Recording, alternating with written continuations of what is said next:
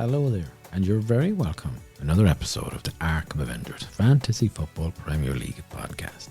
You join me, the host, along with Eamon and Hector, where we take a look to see how the managers in this league are getting on in their quest to be crowned the champion for 2021-22. Hello there, listeners, and you are very welcome to this week's episode. I'm back, of course, yes, the host. Eamon is joining me. Yes, I'm here also. Always a stalwart of the show. You can depend on me week in, week out. Maybe not like some other people. And of course, the other people who Eamon is referring to would be Hector. Yes, I am back this week. And also Captain Fantastical Mick. I'm back, yeah. I'm here. Here I am. Now, lads, you didn't make the show last week. And I think our listeners might be quite interested to hear why this was the case. Mick, we started you first. You didn't make the show last week because... Well, I forgot what day it was. I got my days mixed up. I thought the Wednesday was the Tuesday, and then I thought that the Tuesday was, I don't know, Monday, and then I figured out it was actually Thursday before I realised where I was. So you got your days completely mixed up. That's what you're telling us? Yeah, that's it. But surely you have a calendar in the house, have you? Oh, yeah, I do. I have a calendar. And do you use this calendar, can we ask? I do. Well, I do, yes. Well, what do you mean, well, you do?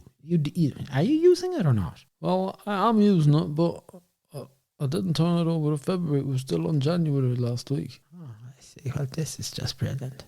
Is this what we're up? This is what we're working with? But Mick, I sent you a text message as well. Did you get the text message? I didn't get it. My phone was dead and I'd forgotten to charge it. Oh, listen, this is completely so unprofessional, Saudis. I mean, you wouldn't get this on my watch. I mean, this is not acceptable. Well, look, Eamon, there's not much we can do about it now. At least we know what happened. We'll move over, of course, to your buddy and pal there, Hector. What have you to say for yourself? For me? Yeah, you. What's your explanation? Well, come on now, Hector. I mean, what is it? Did you lose your phone? All right, don't say you went off on a troll or someplace and you lost the signal. No, not quite, I didn't. All right, so come on, what happened? So, you know, as the host says there, and of course I'm here as well, we'd like to know, what happened to you? I got lost. Sorry, you got lost? Yes, I got lost. Where did you get lost? And I mean, if that was the case, could you not have rung or sent a text message to say, you know, you were lost? I couldn't get signal and I got lost. This sounds a bit vague to me. We have one punter who doesn't know what day of the month it is, and now the other guy has got lost and that. Well, I agree, Eamon. You know, Hector, do you even know where you got lost? Yes, I did. You see, me and my friends, we went to see the CG Fields. Sorry, what fields? The CG Fields. What are the CG Fields? You know the CG Fields. You said to me, you go down to the CG Fields and have a look at them there. I did. Clearly you must have thought I'd go someplace. I haven't heard of this place. I'm very lost here. Whoa. Hector, is this someplace in Ireland you visited? Yes, it is in Ireland. Yeah, the CG Fields. It's up there in Mayo, Ballycastle, up that way there. Oh. Hector, you mean the Cage Fields, the visitor centre up there in North Mayo? Yes, that is the place. Yeah, that is it. That's it. Okay, all right, okay. Okay, so you went to the Cage Fields with two friends. Okay, you found yourself there. How did you get lost? Well, you see, my friend, he take us to the KAAG Fields, and it's closed. Oh, the field's closed. Mick, for a man who didn't even know what day it was, I don't think you were in any position to be asking any such question. Okay, Hector, talk us through this. Right, we arrive and the place is closed, but my friend back up and we go for a walk. We take in all the wild boglands, we go to fresh air, you know, it's nice. We walk for an hour or two, something like that. And then it starts to rain. We duck down, we try to shelter from the rain, but there's no cover, no trees, no buildings, nothing like that. They go on, and you know, the rain, it stopped after an hour or so. And we're all soaked, you know, wet, you know. Is that the word you say? You see you're soaked. Yeah, that's I'm sure now if you were out in the rain there and no cover, you get soaked, all right. So I take it you and your friends then headed back to the car. Yes? Well, we thought what we were doing, we were walking for an hour or two more. We no find no car park. I had no signal on my phone. And then it started to rain more on us. And my friend, he said, I know the way. But his friend, she said, no, we're going the wrong direction. We were going a different direction. And this is a big argument. And he said he know the way, and she said no, I don't know what the way. I never been here before. And he said he been here before and walked up. She said I don't think you've been here before. But all I know is we're not near no car or anything like that. And we walk a bit more. We have no battery on our phone. And I fall over several times. My friend, he fall into a drain. My other friend, she nearly lose her boot in some sucky holy thing. Why don't know what it is there? A bog hole, I think you mean. Yeah. And, we're lost. And his friend, she giving out. There's all this shouting and that. I can just imagine this sounds like I don't know what this sounds like. You couldn't make this up, could you? Not sure about that, Eamon. Anyways, look, go on, Hector. What happened then? So, let's recap. You went the wrong direction, and now you're wandering around the boglands of North Mayo. What happened then? Well, we walk. And we walk some more. My feet, they're wet and sore. We come out to a place called, I think it's called Belrig. Belrig? Where is Belrig? Now, hold on a second. I think you meant Belderig. I think that's it then. Okay, all right. Okay, so that's about 6 or 7 kilometers from the Cage of Fields. How did you walked all the way over there? Yeah, we did. Yeah, we walked over there. And we saw a pub and we thought, yeah, happy days, we have got it. Of course you saw a pub and thought it was happy days. Yeah, this is Hector all over. Well look, Eamon, I'm trying to tell the story. Well, I'm telling you what, wake me up when you're finished. Go on, Hector, quick. Well, we went over and we see the pub, I think it's called McWhale's. I think you're thinking McHale's pub, I think, over there. But there's no open. And then we find the church. But there's no one around there either. We stand by the wall and see this tractor come. Yeah, man, he farmer guy here driving. He say we waiting for a bus. And we say where we come from. And my friend, she tell him, we lost. And she tell him where we leave car. And this guy, he says, I bring you back to the Argy Fields. And we get into the back of a box on the tractor, a big metal box there. I think what you're referring to there, Hector, now is a transport box. So this farmer brought you back to the car. That's right. Yeah, that's right. It wasn't comfortable. I see this box bang up and down. This tractor driving along on the road. My friend, he hit his elbow. The side he got a cut. My backside so banging up and down the box. My other friend, she nearly fall out. But we get back to the car. We say thanks to the farmer. He drive off. And then my friend, he'll search for the keys. He checking this pocket, that pocket. He no find them. And he say he lost keys. And the car's locked. After all of that, what did you do then? We have to walk some more into the town is Ballycastle nearby. This man, he let my friend use his phone and he rang his friend to come and collect us, and we got home probably sometime around like midnight or something like that, and my feet really sore. My friend, she had blisters on her feet. And I take it your friend went back then the next day, was it, to get the car? Yeah, he did. He remember when we get back to our house, he remember he hid his keys on top of the front wheel of the car because he thought he might lose the keys. He's walking. I see. So by the time, of course, you get the phone charged, it's too late. Yeah, it was like 1:30 in the morning, and I know at that point you had your show recorded. Well, look, at least you got plenty of fresh air, Hector. That's all I say. Yeah, man. Non essento che te ries de me. What's that supposed to mean? I don't need you laughing at me. I'm saying nothing. Mick, that mightn't be a bad thing at all. All right, okay. Look, that's the end of Hector's escapades for it. I suppose we might tune in next week. Hector might bring us more of his travelling tales. You're not serious, are you? I'm just kidding. By the way, just a bit of information, I suppose, for our listeners. The Cage of Fields, of course, are located beneath the boglands in North Mayo. And what you actually have here is a system of fields, dwelling areas, and some megalithic tombs. The stone walls, of course, they're fields. They date back, they've been carbon dated, and they date back something like 6,000 years almost. And of course, all of this is covered by natural blanket bog with its own unique vegetation and its wildlife. The centre, of course, Hector, that was closed, is award-winning, and there's a viewing platform, if I'm correct on this, just across the road, and it's absolutely stunning. It's about 110 meters, and you can look down to the sea and all around the coastline. It's beautiful there. Now, certainly, of course, the terrain and the weather, Hector, can be challenging. Well, I tell you why, it certainly was. Hector, if you ever want to go back there and don't get lost this time, that centre, I think, opens around March. I think it's about 11th of March, something like that there. Question here. Lads, did you enjoy the show with myself and Eamon last week? Yeah, it was interesting, although, you were missing my input. I'm not sure about that, I have to say. I thought you guys did a pretty good job, All said and done. All right, okay. Look, I think we'll park that there, and we may move on to the business of the fantasy football. I suppose we better have a recap of Game Week 24, and what the final tally of the points that each manager got, and was there any movement on the table? I'll go through them here very quickly. There was no change in first place. Sorry KDB got 54 points. In second place, no change either. Raglan Road, 67 points. In third place, no change. Towbogger 6, and they managed 64 points. Up to fourth was Blightsome Squad with 79 points.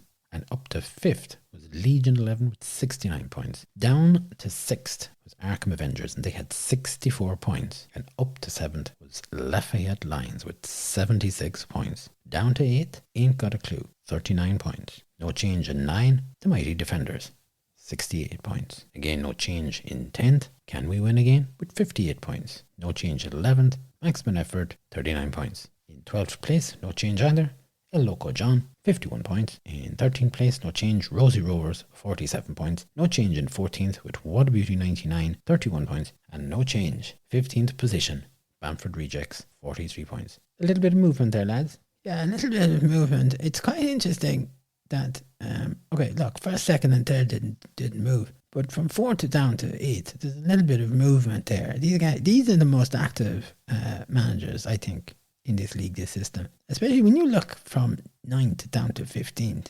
There's no change with these guys. And there hasn't been any change there for quite a while. Like, you might have a little bit with the Rosie Rovers and What a Beauty 99. But the rest of them, it's stagnant there. That'd be a concern. I'd be concerned about that for, a manager's position, player's position.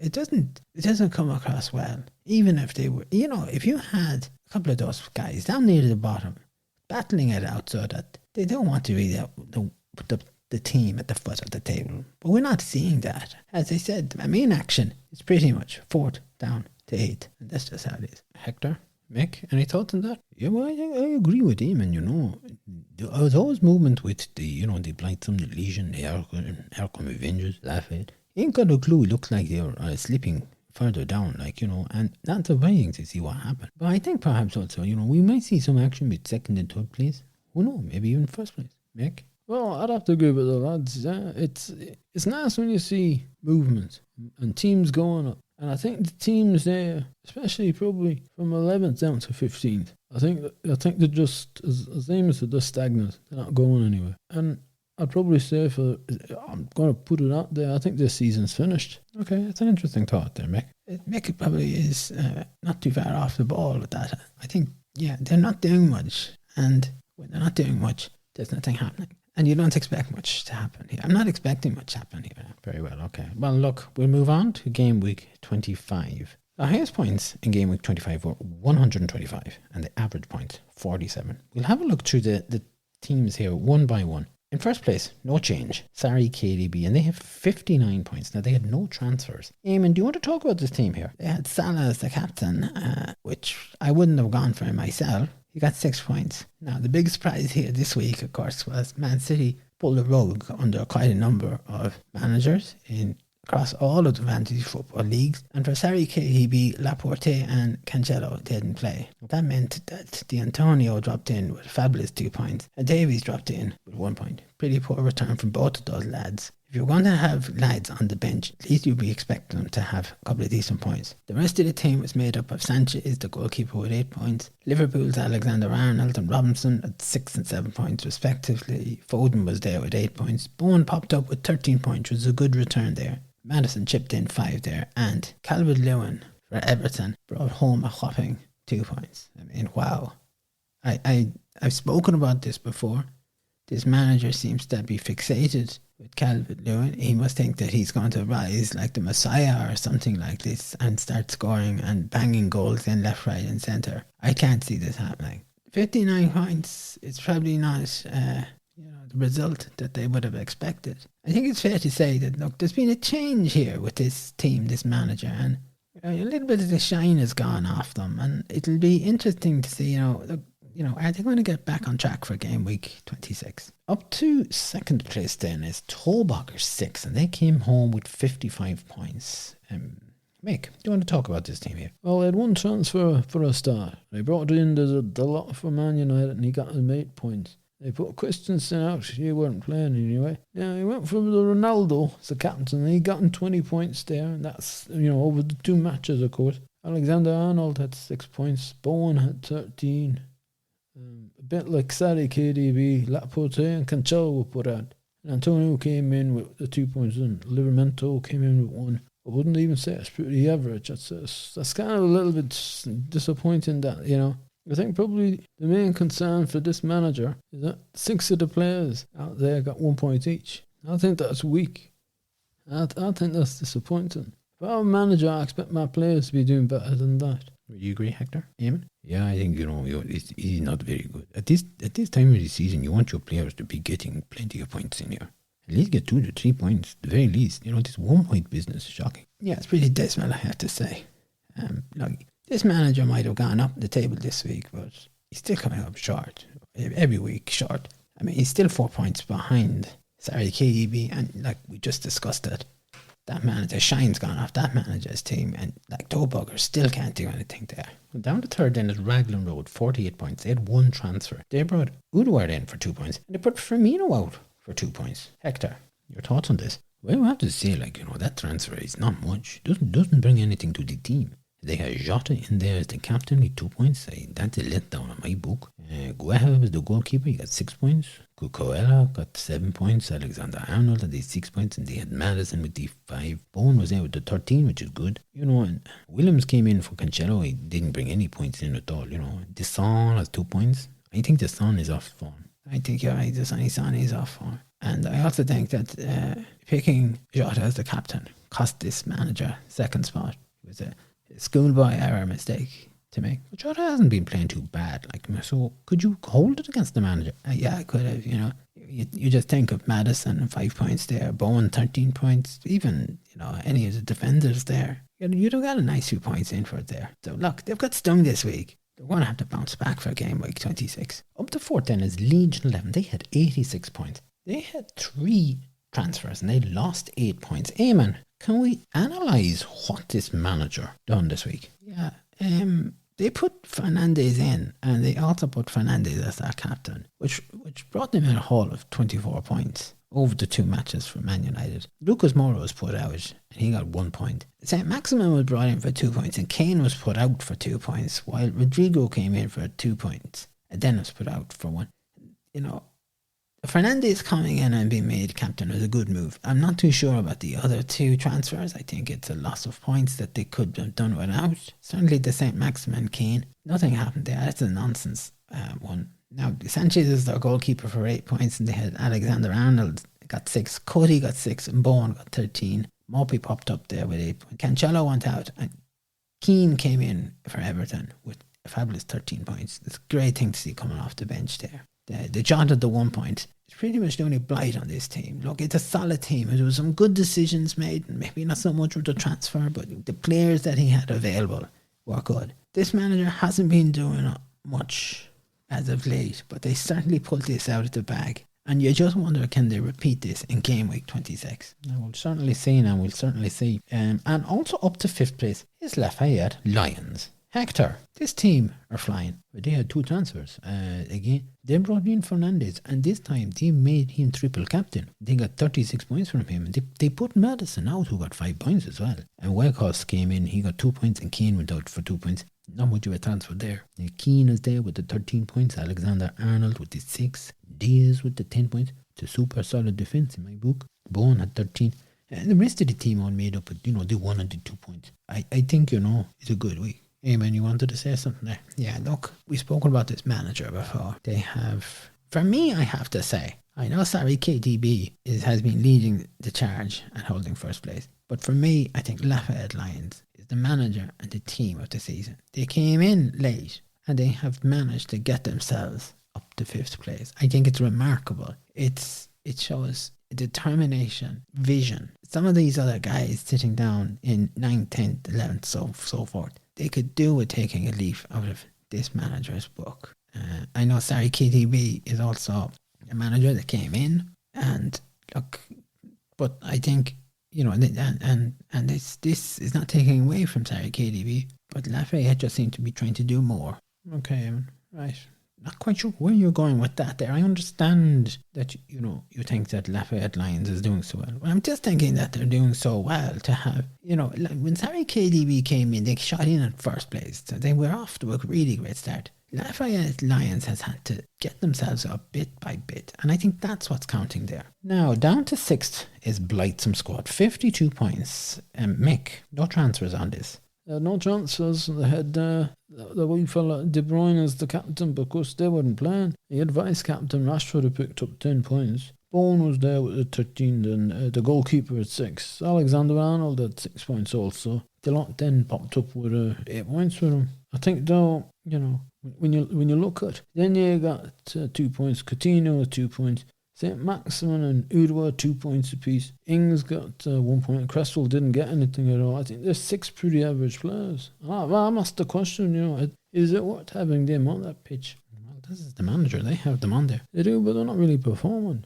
And that's, at this point of the season, you need performing players. And I think, there's a lot of managers caught out with Man City players not playing, but yet they managed to get decent scores. Yeah. Look, I think we mentioned this before as well.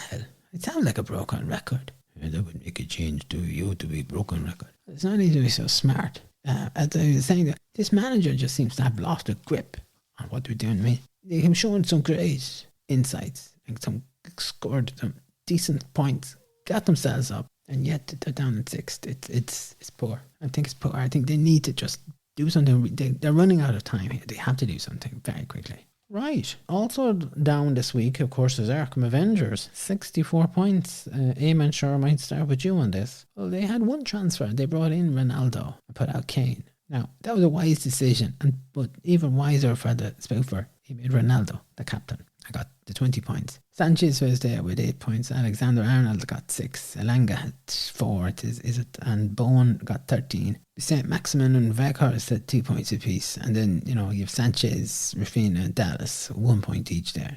Cancelo and De Bruyne didn't play. Cody came in for 6 points, which was good, and Rafinha just brought the 1 point in. And the spoofer was picking decent players to be the captain. I think that's the one positive that the spoofer has. I think they were slow to get off the mark, but they've done well. Now they're still like a yo-yo, and c'est la vie. All right, okay, very good, Eamon, very good. Non-mover at 8 places, ain't got a clue. 43 points. Hector, no transfers here. No transfers. Captain Salah has 6 points. I have to say though, I was impressed. Sass, Cody, Van Dijk, Alexander-Arnold are all getting the 6 points in the defence.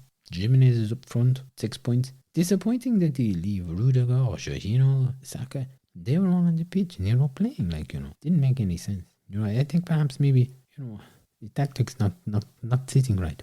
The tactics aren't sitting right. Hector, you're right with that. Well, somebody's right. You were going to say something else there, Eamon, were you? Yeah, look, I think it's a case of this manager hasn't really been doing much, and I think that the fruits of that are now being born. This manager is going down the way, and I wouldn't be surprised that they're going to move further down. Mighty Defenders then got 50 points. They had 2 transfers and they lost 4 points. Mick? Yeah, that's right. They brought McDominay in and got 6 points for him. It wasn't bad. Saka went out because he wasn't playing much. They brought a Sonny Son in for 2 points and they put out Gray.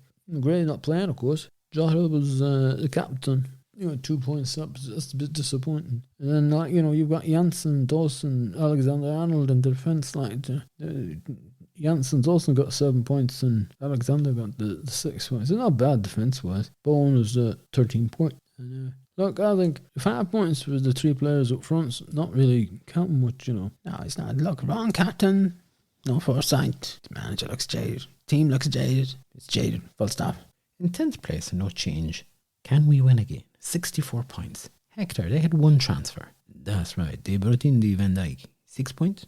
Tommy Ashley went out. He's injured. He no play. They also have the Jota as the captain, which 2 points. Poor return. Now, I would you look at the positives. Diaz got 10 points. Cody got 6 points. Delort got the 8 points. Van Dijk got the 6 points. It's a solid working defence. Very good. Bowen there with 13 points. Madison 5. Sanchez a goalkeeper. 8 points. The rest all chip in with a few points. Look, I thought it was a good result. He's not bad. He's good. Certainly does look good. I think, looking at this, he's building up confidence week by week. I wouldn't expect it. I'd be surprised that this manager and this team is going to start moving after this 10th place. They've been stuck there for too long, in my view, and I think they're going to start moving pretty soon. In 11th place, a non-mover riders, maximum effort. 42 points. They had no transfer, Eamon. And they had Kane as their captain. which is pretty much useless. You got 4 points for him. Look, the goalkeeper got them 10 points. Alexander-Arnold chipped in with 6. Diaz got 10 points, and they still had Rudiger left on the pitch there, not even playing. It's another below par game week for this manager. We shouldn't see this. It shouldn't be there, but it is, and it's disappointing. And look, I have nothing else to say about it. In 12th place, the non-mover also was El Loco John. They had 26 points and no transfers, Hector. They had Lukaku. Is he captain? Because he not playing. No game week, no match. Why you leave them there? Vice captain, Misla, 6 points. Diaz was there with 10. Madison at the 5. Yeah, look, there's no point talking about this manager. I think we should just forget about this. They had 4 players left on that pitch, fielded, who weren't even playing. Now, in my view, this is the beginning of the end for this team and this manager. 13 placed in a non-mover also, Rosie Rovers. Now, they managed 47 points and no transfers. Eamon, talk to me about this. Well, look, their saving grace here is that the donkey saves them. They had Fernandez as the captain for 24 points. Edison was there with 7. Shaw picked up 7 points as well, and Madison was there with 5. Cash and Bundia decided to chip in 2 points each. Now, the madness of this manager is here. 4 players as well. Fielded, not even playing. Not even substitutes to cover them. Complete madness. Move on. 14 players and non-mover rider. What a beauty, 99. Mick, not a great week for this manager. 29 points. Oh, he didn't have any transfers for a start. Bernardo was the captain, 6 points. Fernandez was there with 12 points. They had 2 players getting 3 points each. One player got 2 points, and then the other 3 players, they only got 1 point each, Again, like the previous managers there, they had 3 players fielded, not even playing. Why bother? Yeah, certainly. I think it's the end of the line with this manager. It's sad to see it. It's sad to have to come out of this, but that is what it is. 15 placed in is Bamford Rejects. 14 points, no transfers. Amen. Another non-event week here. Look, Salah's the captain, 6 points. Alexander-Arnold got 6 points. 2 players got 2 points. 3 players got 1 point. No goalkeeper. Look, there's not much to see here. The pictures say it all. And look, I'm nearly at this point now. I'm going to suggest this. Do we really want to be reviewing these managers, these teams here? I think from 11 down to 15, I think we should forget about this. They're not doing anything. Well, Eamon, they might not be doing anything at the moment, but I still think our listeners want to hear what's going on. And I think it's only fair to our listeners and even to these managers. Yes, I understand that. It's just that I feel that we're trying to find some positives here. We can't find the positive. And it's just tiresome when, you're trying to say something different about the negativity and the non-proactivity, the non-activity of this. And it's very tough to have to try and eke something out of this here. I understand. Oh, look, that's okay. Anyway, gentlemen, that's where the table sits at the moment. And, of course, Game Week 26 is going to be really, really exciting here. Eamon, you spoke about it in our last episode there. Of course, we've doubles for Arsenal, Burnley, Crystal Palace, Leeds, Liverpool, Spurs, Watford and Wolves. Double game weeks. We'll expect a lot of movement in this table with some of the teams and some of the managers to try and maximise the points. That's right, but just I would have this word of caution just for the managers out there, that just because you think a player might play the 2 weeks, they may not factor that in. Okay, very good. Eamon, as always, thank you for joining us on today's show. The pleasure is all mine. It's always very interesting to see how our managers are getting on, and thank you for having me here. Hector, nice to have you back, and thank you for joining us this week. Thank you very much. I say, it's nice to be back, and a big shout out to the farmer man down in Mayo who gave us a lift, and a big shout out to all our listeners all over the world. I hope you are all keeping well at that. Very good. And Mick, thank you for joining us as well. That's all, thanks for having me back, thank you. Very good. And to our listeners, thanks for spending time with us, for subscribing and listening to us and downloading our podcast. I'd like to wish you a very good day, evening, night, morning, wherever you are in the world. Hope you stay safe over the coming days. And we'll be back with analysis, comments and views. Game Week 26.